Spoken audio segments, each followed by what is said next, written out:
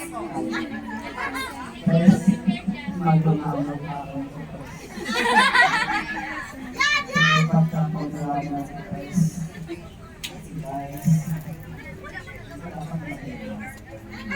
Masaya ka ba ba?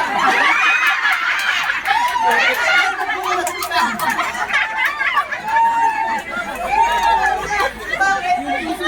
Hindi sa akin ito eh. Hindi ko alam kung ano yung initignan eh. Ano ba? Ano ba yan?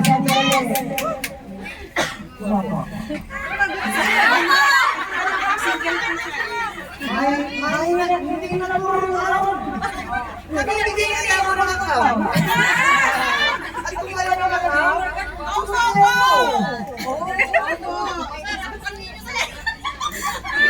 Wala ba?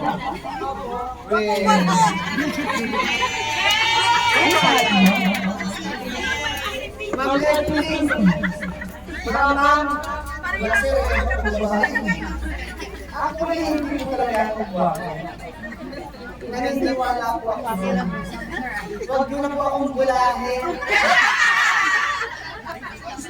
Pero pag nakasakay ako sa BMW ko, mahilap sa akin to!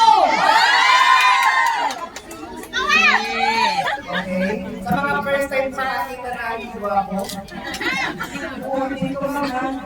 Sa mga taas ng kabayo, yung mga first time makita ng gwapo.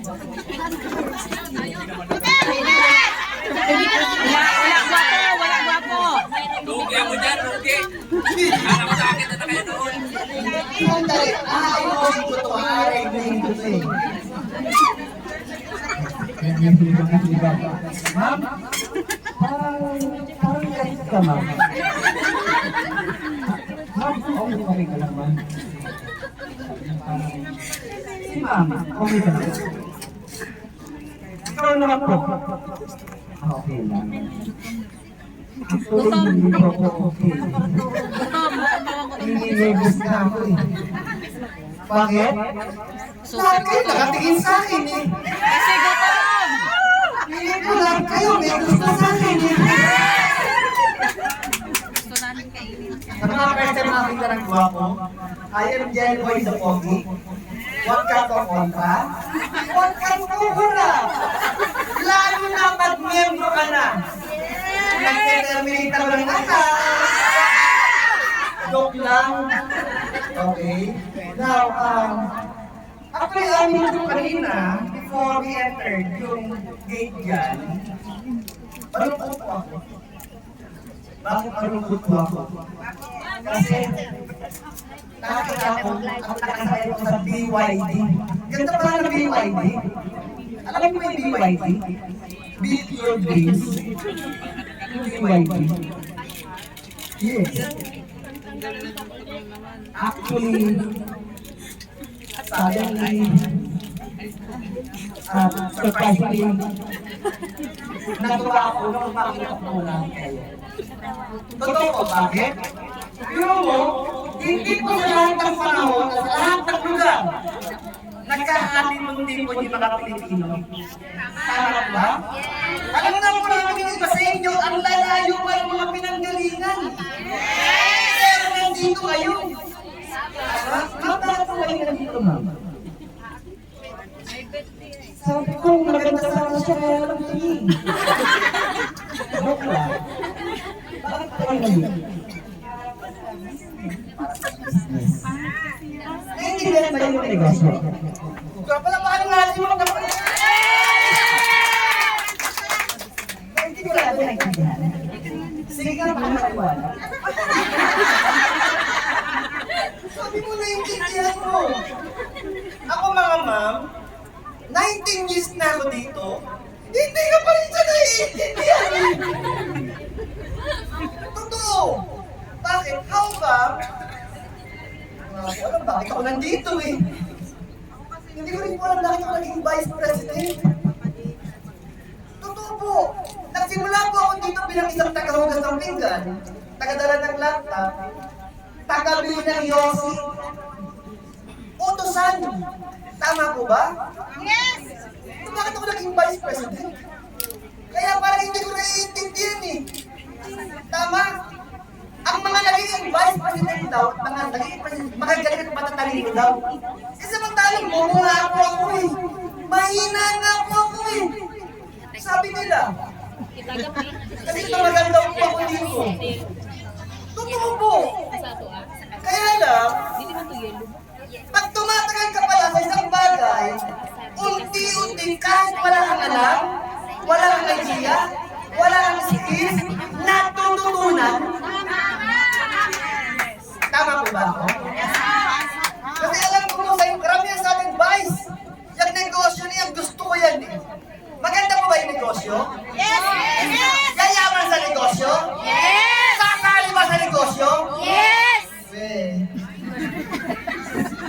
Kasi kahit sa pumunta, maganda yung negosyo, pupo vice. Sasali sa negosyo, hindi vice. Bakit kaya hindi sasali?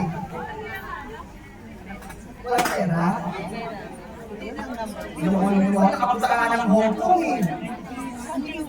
Maraming kaugutan, mamaya papaliwanag ko yan. Mga ma'am, mga sir, 19 years na po ako sa company na to. Nagsimula ko dito walang alam, walang idea, walang skills, hindi ko linya. Pero, nandun lang po ako ngayon sa harapan niyo. That was 19 years ago.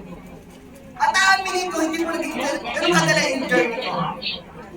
Maraming kumukontra like yung tama ko ba? Kasi, mahirap talaga magsimula sa isang bagay pag hindi ka naniniwala. Pag ayaw mo, lalo na pag kasi namin mo, wala akong pera. Mahirap po talaga. Pero kahit wala kang pera, pero pag naniniwala ka, kahit hindi mo linya to, madali lang to. Tama! Tama! Tulad ng kuryente. Tamo, naputulad daw ng kuryente. Nagbayan siya. Anong punto, mga kapatid? Mga kaibigan, mga kababayan, makinig kayo.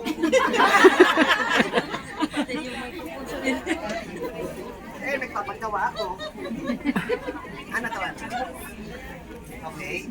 At aminin ko po na 19 years ago, mahirap kaya mag-create ng tinatawag na sistema. Yes. Bakit mahirap mag-create? Unang-una, wala rin kaming pera ni Pres. At maniniwala ba kayo na nagsimula kami dito ni Pres nang walang kapera-pera? Pero, punong-puno kami ng idea. Yan! Yan! Totoo yun. Hindi importante ang pera. Ang importante, yung idea. Tama! Kasi kahit gaano kakarami ang pera mo, kung wala namang idea, hindi dadami ang pera mo. Pero pag marami kang idea, kahit wala kang pera, yayaman ka dito! Narinig, ma'am?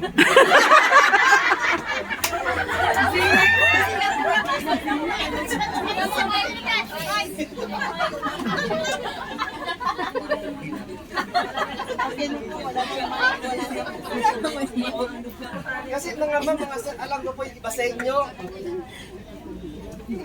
Emma, nalulungkot. Uwi na. Namimiss na. Ang alin?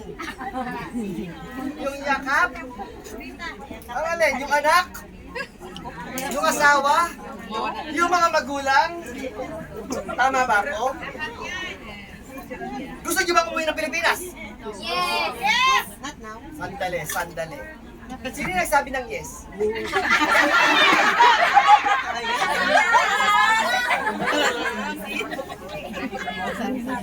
Sa totoo lang po ha, mga ma'am, sarap umuwi ng Pilipinas. Lalong-lalo na pag marami kang pera. Kaya napakahirap umuwi ng Pilipinas pag ang pera, tama? Bakit? Kung hindi ka tatawanan, Umayon ka talaga eh. Tama. Kung hindi ka tatawanan, umayos na eh. Okay na eh. Tama po ba ako mga ma'am? Kasi mga ma'am, ito pong negosyong to, sa totoo lang po, alam namin na marami sa inyo gusto talagang kumita at magnegosyo. Tama ba ako? Kasi alam naman natin na hindi ganun kadali kung bakit kayo nandito, yung dahilan. Mahirap kayang iwanan yung mga pamilya natin nang hindi na... Alam mo ba yung ginagawa ng asawa mo? Di ba hindi? May kaudap ngayon yun. Lagot ka. Tama, gusto mo i-text natin?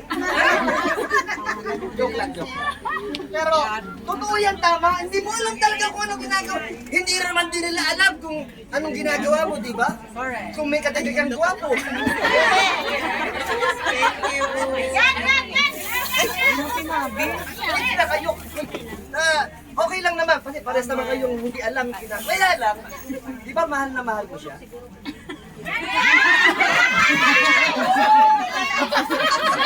May hugot. Hindi daw. Sino yung mahal yung asawa niya? Wala. Tulog kayo sa mga asawa. Wala namang pira yun. Actually, ang asawa ko din, mahal ka yun eh.